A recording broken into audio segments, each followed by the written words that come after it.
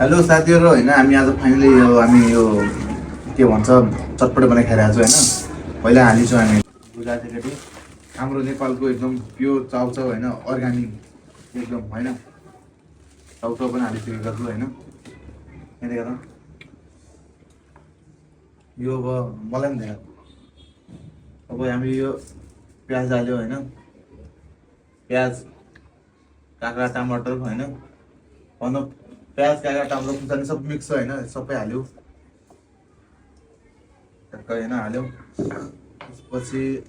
यो भाइ यो पनि हाल्यो न खै के हाल्यो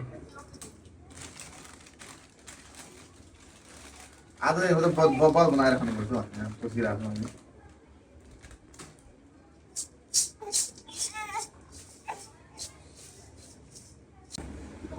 हैन मेरो छोरालाई चाहिँ एकदम खाना हतार भइरहेको छ हैन गाइस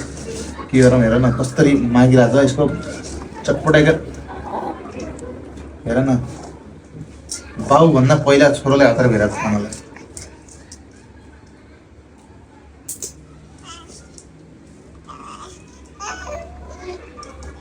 हेरस् ओहो ठिकै छ रुखमा खाल्ला छ अहिले के छ खान्छ पनि अब यसरी सट्टै लिम्बू हाल्यो हैन यसरी लिम्बू हाल्ने